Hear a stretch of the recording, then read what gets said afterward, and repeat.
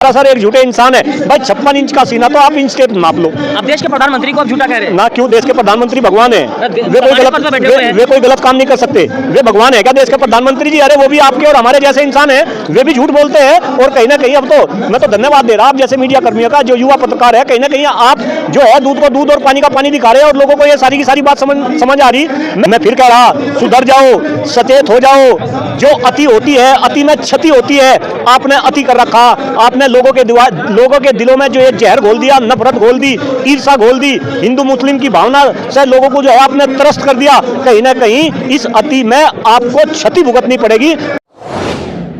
सलाम, नमस्ते, सत श्री अकाल। मैं शहनवाज आलम और आप देख रहे हैं भारत टाइम्स न्यूज। इस वक्त हम दिल्ली के जंतर मंतर पे मौजूद हैं और आप देख सकते हैं कि लगातार 23 अप्रैल 2023 से महिला पहलवानों का धरना प्रदर्शन चल रहा है। भाजपा सांसद बृजभूषण शरण सिंह पर गंभीर आरोप लगाए गए हैं। वहीं देश की बेटियां जो देश का गौरव है, देश का मान सम्मान बढ़ाती हैं, अपने न्याय के लिए उनके साथ जो यौन शोषण हुआ, यौन उत्पीड़न हुआ है, उसके लिए और इंसाफ का गुहार लगाने के लिए लगातार जो है 22 दिनों से यहाँ पर बैठी हैं। इन सभी बातों पर चर्चा करने के लिए हमारे साथ डॉक्टर कुलदीप मलिक जी हमारे साथ मौजूद हैं। क्या कहेंगे कि यहाँ पर जो देश की बेटियां जो बैठी हुई हैं और क्या लगता है उनको न्याय मिलेगा?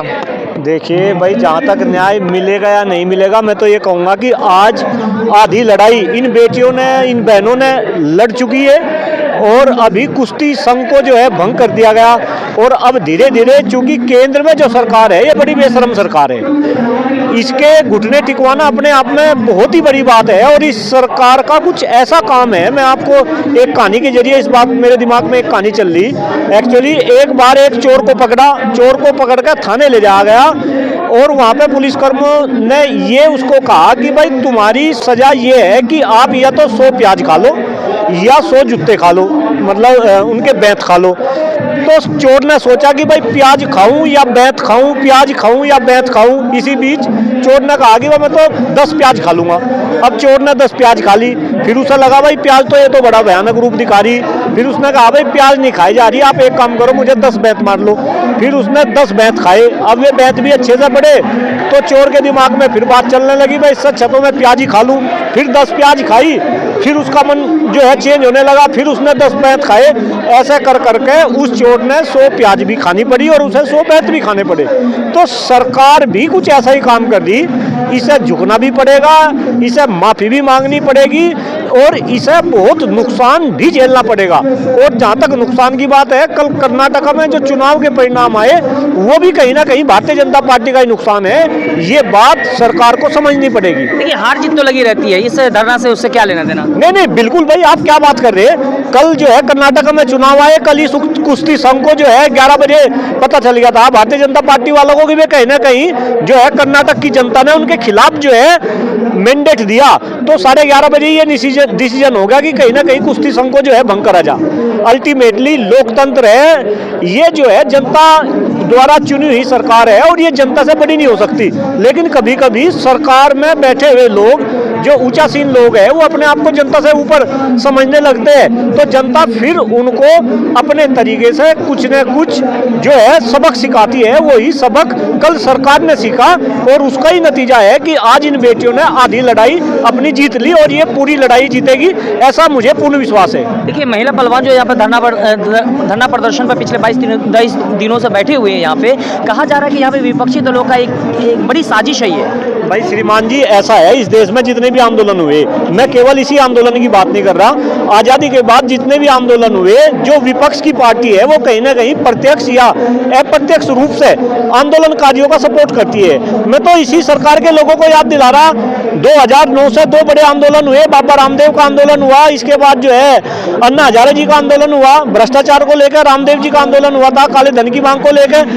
उन दोनों आंदोलन में भारतीय जनता पार्टी विपक्ष में थी, उनका खूब सहयोग कर रही थी। मंच पे ये जो है छाती खोल कर जा रहे थे। लेकिन आज अगर ये सरकार में है और कहीं ना कहीं कांग्रेस और दूसरी विपक्षी पार्टी इनके पास में आ रही, तो इनके पेट में मरोड़ हो रही, तो ये बात भी कहीं ना कहीं देश की जनता को जो है समझनी चाहिए। कहा जा रहा है कि यहाँ पे वही लोग आ रहे हैं जो आंदोलनजीवी हैं, जो एनआरसी में प्रोटेस्ट कर रहे थे, किसान आंदोलन थे, अब यहाँ प्रोटेस्ट कर रहे हैं। क्यों, आपको ऐसा लग रहा क्या भाई? ये तो बिल्कुल जो है सरासर बेबुनियाद बात है।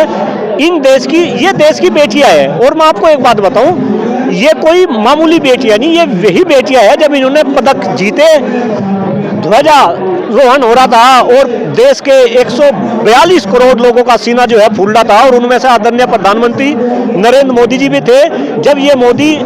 जब ये बेटियां विदेश से बाहर आई तो वही मोदी जी थे जिन्होंने इन्हें चाय पे इनवाइट किया, और देश के 142 करोड़ लोगों ने वे सारे वीडियोस देखी, वे सारे फोटो देखे जिसमें जो है मोदी जी और ये बेटियां एक ही जगह जो है चाय पी रही थी। और जो मोदी जी ने इन बेटियों के विनेश फोगट के लिए जो बोला वो भी जो है देश ने देखा। लेकिन आज इतना बड़ा दुर्भाग्य, वही बेटियां हैं और वही प्रधानमंत्री जी है, और यहाँ से चंद किलोमीटर की दूरी पर प्रधानमंत्री का निवास है। प्रधानमंत्री जी को कहीं ना कहीं इनकी बात सुनाई नहीं दी, और आज 22 दिन हो गए जिस तरीके का रवैया प्रधानमंत्री जी का है, यह अपने आप में सभी के लिए सोचनीय है, चिंतनीय है। सभी को इस पर जो है चिंतन करने की आवश्यकता है। क्या कहेंगे जो प्रधानमंत्री अभी जो कल जो है कर्नाटक का जो परिणाम आया चुनाव का, उससे पहले जो है द केरला स्टोरी का प्रमोशन कर रहे थे, सभी को देखने की गुजारिश कर रहे थे कि ये द केरला स्टोरी आप लोगों को देखना चाहिए, जिसमें कहा गया है कि 32,000 गैर मुस्लिमों को मुस्लिम में कन्वर्ट किया गया। इसको क्या किस रूप से देखते हैं? देखिए श्रीमान जी, जो भारतीय जनता पार्टी की सरकार है और भारतीय जनता पार्टी की जो नीति है वो कहीं ना कहीं देश में फूट डालो और शासन करो की नीति के ऊपर ये काम कर रहे हैं। अंग्रेज भी इसी नीति के ऊपर काम कर रहे थे। ये कहीं ना कहीं हिंदू मुस्लिम में आपस में जो है ईर्षा द्वेष फैला के ये अपना उल्लू सीधा कर रहे, और अब ये धीरे धीरे देश की जनता को समझ आ रहा। अभी आप केरला द स्टोरी की बात कर रहे हैं, वो भी कहीं ना कहीं इसी घृणा को बढ़ाने का एक हथियार के तौर पे ये यूज कर रहे हैं। और अभी कर्नाटक के चुनाव भी आ रहे थे, ये मूवी रिलीज कर दी, लेकिन मेरे ख्याल से कर्नाटका की जनता ने भारतीय जनता पार्टी के जो चेहरा है, जो गाल है, उसके ऊपर एक करारा चपत मारा है। और क्या कहेंगे, मोदी है तो मुमकिन है, इसका ये नारा आपने सुना होगा। और मोदी जी के राज में, भाजपा के राज में जो बेटी जो नॉन मुस्लिम है वो सुरक्षित अपने आप को सेफ समझते हैं? नहीं, मोदी है तो मुमकिन है, यही तो हो रहा है। ये देखना मोदी जी के राज में जो है बेटी कैसे बैठी, किसान 13 महीने तक कैसे जो है डटे रहे, 750 किसानों की जो है शहादत भी हुई। मोदी जी है जब भी हम भुखमरी में जो है नंबर वन हो गए, मोदी जी है जब भी हम भ्रष्टाचारी में नंबर 1 हो गए, मोदी है जब भी युवाओं को रोजगार नहीं मिल रहा, मोदी जी है जब भी जो है निर्मल जो है गंगा नहीं हो रही, तो मोदी जी है तो सब कुछ मुमकिन है। अब कहीं ना कहीं ये आप भी समझ रहे, ये हम भी समझ रहे, ये कर्नाटक के लोग समझ गए। अब धीरे धीरे पूरे देश की जनता, 142 करोड़ जनता इस बात को समझेगी, और आने वाले समय में मोदी जी को 101% इसका खामियाजा कहीं ना कहीं भुगतना पड़ेगा। मोदी जी, आखिर में एक सवाल है कि मोदी जी 56 इंच का सीना रखते हैं, और मोदी जी जो है पाकिस्तान के घर में, मतलब पाकिस्तान में घुस करके अटैक करके आते हैं, चाइना को लाल आंख दिखाते हैं। इस पर आपका क्या कहना है? देखिए, मोदी जी सरासर एक टाइप के जो है, मैं तो कहूँगा, सॉरी मुझे भी कहते हुए बुरा लग रहा, हमारे देश के प्रधानमंत्री है, लेकिन सरासर एक झूठे इंसान है भाई। 56 इंच का सीना तो आप इंच टेप नाप लो।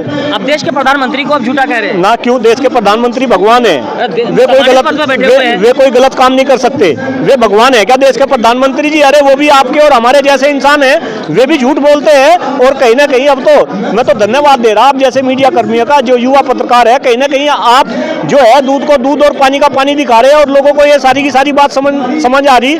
मैं कहना चाह रहा, देखो बिल्कुल सिंपल एंड साधारण शब्दों में देश की जनता को आपके चैनल के माध्यम से ये समझाना चाह रहा कि 9 साल पहले जब मोदी जी प्रधानमंत्री बने, तो जिन मुद्दों को लेकर वे प्रधानमंत्री बने, वे मुद्दे में आपके चैनल के माध्यम से जनता के सामने रख रहा। वे जो मुद्दे थे वो थे भ्रष्टाचार का मुद्दा, वो था काले धन का मुद्दा, वो था बेरोजगारी का मुद्दा, वो था महंगाई का मुद्दा, वो था युवाओं को रोजगार दिलाने का मुद्दा, वो था गंगा को निर्मल करने का मुद्दा, वो था किसान की आमदनी को दुगना करने का मुद्दा। क्या कोई एक भी मुद्दा मोदी जी ने हल किया? क्या किसी मुद्दे पे काम किया? इसके बाद में जब सरकार बनी तो 100 स्मार्ट सिटी बनाने की वे बात करने लगे, बुलेट ट्रेन चलाने की बात करने लगे। क्या स्मार्ट सिटी बने? क्या बुलेट ट्रेन चली? नहीं चली। और मैं तो ये भी कह रहा कि मोदी जी तो खुद कहते थे कि एक साल के बाद मैं अपना रिपोर्ट कार्ड लेकर आऊंगा। मैं पूछना चाहता हूं मोदी जी से कि कहां गया वो रिपोर्ट कार्ड? और रिपोर्ट कार्ड के अंदर जो मैं ये मुद्दे, अगर इन मुद्दों को रिपोर्ट कार्ड के अंदर डाला जा, तो मोदी जी जब इन मुद्दों को देखेंगे तो मोदी जी मोदी खुद अपने आप को 100 में से 0 नंबर देंगे। तो मोदी जी तो खुद ही अपने जो है अंतरात्मा से अगर उनकी आवाज निकलेगी, खुद ही जो है नलबटे सन्नाटा जो है रिपोर्ट कार्ड में आ रहे, तो कहीं ना कहीं अब मैं इस बात को समझ रहा, आप इस बात को समझ रहे, यहाँ इतने लोग मेरी बात को सुन रहे, शायद ये लोग भी मेरी बात को समझ रहे, तो 142 करोड़ लोगों को भी ये बात समझ आ जाएगी। तो क्या लगता है कि अभी कर्नाटक गया यहाँ से 2024 में क्या होगा? देखिए अभी तो कर्नाटक गया भाई, और कांग्रेस का जो है विजय रथ शुरू हुआ। अब आने वाले टाइम में 4 राज्यों में फिर चुनाव है, छत्तीसगढ़ में चुनाव है, मध्य प्रदेश में चुनाव है, राजस्थान में चुनाव है, तेलंगाना में चुनाव है। अब ये विजय रथ कहीं ना कहीं इन राज्यों से होता हुआ 2024 में दिल्ली में आएगा, अगर भारतीय जनता पार्टी के ऐसे ही कारनामे रहे और भारतीय जनता पार्टी की ऐसी नीति रही। मैं फिर कह रहा, सुधर जाओ, सचेत हो जाओ। जो अति होती है, अति में क्षति होती है। आपने अति कर रखा, आपने लोगों के दिलों में जो ये जहर घोल दिया, नफरत घोल दी, ईर्षा घोल दी, हिंदू मुस्लिम की भावना से लोगों को जो है आपने त्रस्त कर दिया। कहीं ना कहीं इस अति में आपको क्षति भुगतनी पड़ेगी, और इतना बड़ा नुकसान आपको भुगतना पड़ेगा कि शायद आप वो सपने में भी नहीं सोच सकते। चलिए, बहुत बहुत धन्यवाद। हमारी बात हो रही थी डॉक्टर कुलदीप मलिक जी से, और उन्होंने अपनी बात बेबाकी से रखा। इन सभी बातों पर आप लोगों की क्या राय, कृपया कमेंट करके हमें जरूर बताएं। अगर वीडियो अच्छी लगी तो हमारी वीडियो को लाइक और शेयर करना ना भूलें। अब तक के लिए बस इतना ही, फिर मिलेंगे एक नई अपडेट के साथ। भारत टाइम्स न्यूज़ में बने रहने के लिए बहुत बहुत धन्यवाद। जय हिंद, जय भारत।